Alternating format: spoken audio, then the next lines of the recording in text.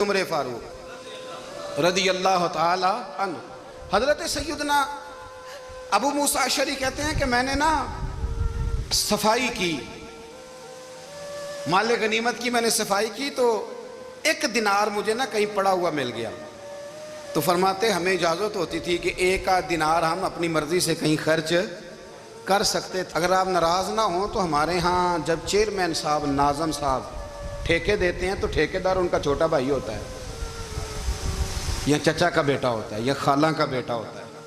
وہ خود ناظم ہوتے ہیں اور ان کا چھوٹا بھائی ٹھیکیدار ہوتا ہے، یعنی وہ سارا کچھ گھر کے اندر ہی رہتا ہے۔ گھر کے اندر ایک پیسہ دیتا ہے، دوسرا واپس اس کو واپس کر دیتا ہے، گھر کے اندر ہی۔ اب تو خیر ہمارے لوگ سمجھدار ہو گئے، ایک بندہ ایک سیاسی جماعت میں ہوتا ہے، دوسرا دوسری میں، اور تیسرا جس کی بھی حکومت آئی، حکومت تو ہماری رہے گی نا، ایک بندہ تو ہے نا اس جماعت میں۔ یہ اچھا لوگوں نے ایک طریقہ نکالا ہے۔ تو حضرت عمر کے بیٹا گزر رہا تھا تو حضرت ابو موسیٰ اشعری کہتے ہیں میں نے صفائی کی تو ایک دینار نکلا، تو میں نے وہ ایک دینار حضرت عمر کے بیٹے کو دے دیا۔ میں نے کہا لو بیٹا اپنے چچا کی طرف سے تحفہ۔ تو گھر جا کے انہوں نے حضرت عمر کو بتایا کہ چچا نے پیسے دیے ہیں، چھوٹے بچے تھے۔ حضرت عمر نے حضرت ابو موسیٰ اشعری کو بلا لیا اور بلا کے فرمانے لگے میں تو تمہیں اپنا دوست جانتا تھا اور تو نے میری اولاد کو ہی دنیا دار بنانا شروع کر دیا، میرے بچوں کو ہی تم نے دنیا دار پیسوں پہ لگانا شروع کر دیا، میں تو تمہیں یار سمجھتا تھا۔ فرمایا تمہیں چاہیے تھا میرے بیٹے کو نصیحت کرتے کہ بیٹا پیسوں سے رب راضی نہیں ہوتا، اس کی رضا والے کام کیے جائیں تو رب راضی ہوتا ہے۔ اور فرمایا تمہیں کوئی اور گھر نہیں ملا تھا تباہ کرنے کے لیے، میرا ہی گھر ملا تھا، اٹھاؤ اپنا دینار اور خبردار آج کے بعد میرے بچوں کے ساتھ یہ والی نیکی نہ کرنا۔ اور ہمارا کیا سٹیٹس ہے، دوستی ہے یہ اس سے جو تحفے زیادہ دے، جو بچوں کو خراب کرنے میں مدد زیادہ کرے اس کے ساتھ گرانا۔ حضرت عمر نے گھر پہ اور سب سے بڑھ کر اپنی ذات پہ توجہ کی۔ حضرت ابو مالک رضی اللہ تعالیٰ عنہ کہتے ہیں میں عمر کے پیچھے پیچھے ایک باغ میں گیا، اکثر اس باغ میں جایا کرتے تھے، اور عمر جا کے تو درخت کے نیچے بیٹھ گئے اور فرمانے لگے او امیر المومنین اللہ سے ڈر جا، ورنہ جس رب نے حکومت دی ہے وہ عذاب بھی بڑا دے گا، ڈر جا رب سے۔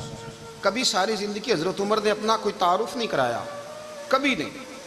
ایک بندے نے آپ کے سامنے تعریف کر دی آپ کی تو فرمانے لگے تو خود بھی ہلاک ہوا اور مجھے بھی ہلاک کر دیا، کیا ضرورت پڑی ہے میری تعریفیں کرنے کی، اتنی دیر میری تعریف میں لگائی، اللہ کا ذکر کرتا رب تجھے ثواب دیتا، حضور پہ درود پڑھتا تو رب تیرے اوپر رحمتیں نازل کرتا، کس چکر میں ہے؟ آج جتنا اچھی کوئی خوشامد کرے اتنی اچھی وزارت ملتی ہے، جتنی اچھی اس کو جو ہے وہ چاپلوسی کرنی آیا درجہ بھی اسے اتنا ہی اچھا ملتا ہے۔ حضرت عمر فاروق رضی اللہ تعالیٰ عنہ آپ کے بیٹے کہتے ہیں، صاحب فتوح الشام نے لکھا ہے، آپ کے صاحبزادے کہتے ہیں میں نکلا تو میرے ابا جی اپنی پشت پر مشکیزہ رکھ کے کنویں سے پانی بھر کے آ رہے تھے۔ میں دوڑ کے آگے گیا، میں نے کہا ابا جی مجھے دے دے۔ فرمانے لگے بیٹا تیرا کیا خیال ہے، کوئی اور نہیں تھا مشکیزہ بھر کے لانے کے لیے، تیرا کیا خیال ہے؟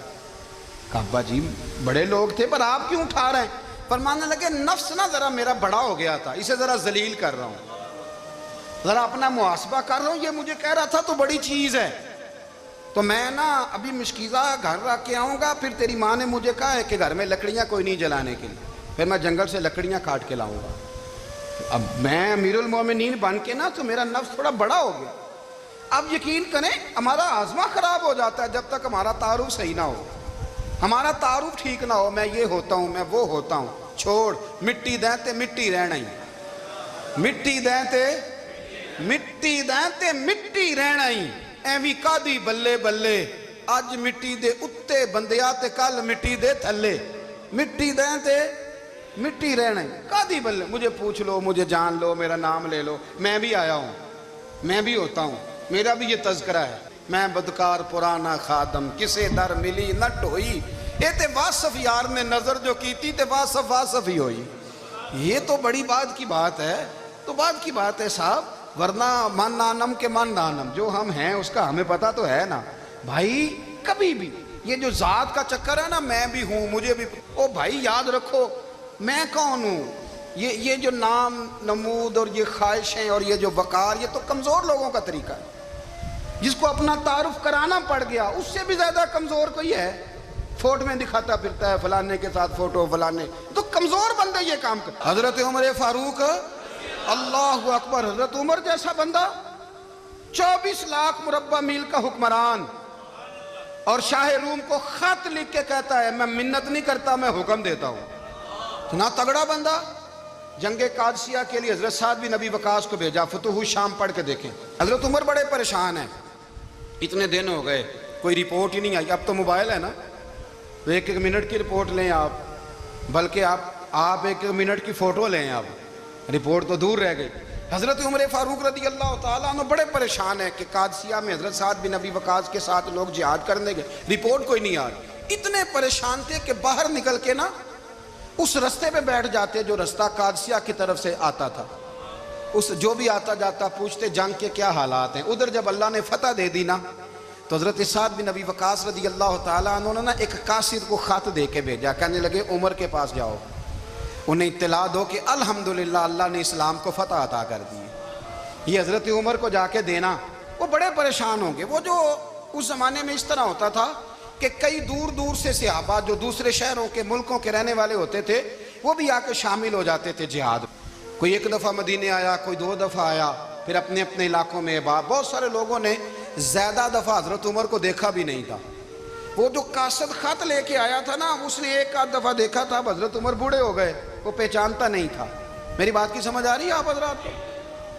ادھر سے وہ خط لے کے آ گیا. حضرت عمر مدینے سے باہر نکل کے اس روڈ پہ بیٹھے تھے جو قادسیہ سے آتا تھا. جب وہ اس آدمی کو آتے دیکھا تو حضرت عمر اٹھ کے کھڑے ہو گئے, فرمانے لگے قادسیہ سے آ رہے ہو؟ وہ کیا کہتا ہے؟ پھٹے پرانے کپڑے, ٹوٹے ہوئے جوتے, سر پہ پرانی پگڑی. کہنے لگے غلام مدینے کے رہنے والے ہو؟ حضرت عمر کہنے لگے ہاں مدینے کا ہوں. کہا میں قادسیہ سے آیا ہوں, الحمدللہ اللہ نے اسلام کو فتح دے دی ہے, الحمدللہ کفر کی کمر ٹوٹ گئی ہے. اس نے یہ بات کر کے تو گھوڑے کو ایڑی لگائی, گھوڑا دوڑنے لگا مدینے کے. حضرت عمر بھی ساتھ ساتھ دوڑ رہے ہیں. فرمانے لگے اچھا بتاؤ خالد بن ولید کا کیا حال ہے؟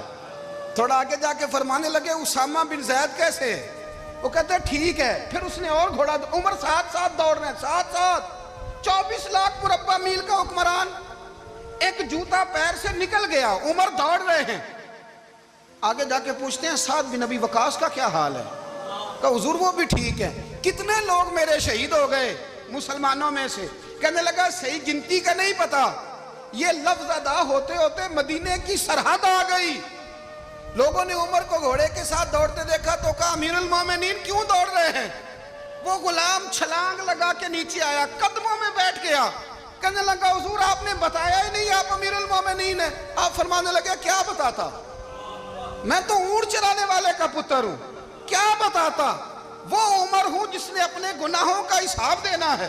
کیا بتاتا جو سعد بن ابی وقاص کو جہاد پہ بھیج کے خود بزدلوں کی طرح گھر میں بیٹھا ہے؟ کیا بتاتا؟ کوئی حیثیت نہیں, کوئی تار. تو نے اچھا کیا, تو تو مجاہد تھا, مجھے ساتھ ساتھ دوڑایا, تو نے اچھا کیا. جتنے لوگ تھے چیخیں مار کے رونے لگے. حضرت فاروق اعظم سے کہنے لگے عمر جب تک تیرے جلوے رہیں گے اللہ کامیابیاں ہی عطا فرمائے گا, جب تک تیرا رنگ رہے گا اللہ تعالیٰ نوازتا ہی رہے گا. کچھ نہیں کبھی اپنا آپ ظاہر ہی نہیں کیا. بہت بڑے تھے, بہت بڑے تھے حضرت عمر, بڑے تھے, لیکن ساری زندگی اپنے محاذ. حضرت ابو رافع غلام تھے, قرآن پاک بڑا سونا پڑھتے تھے.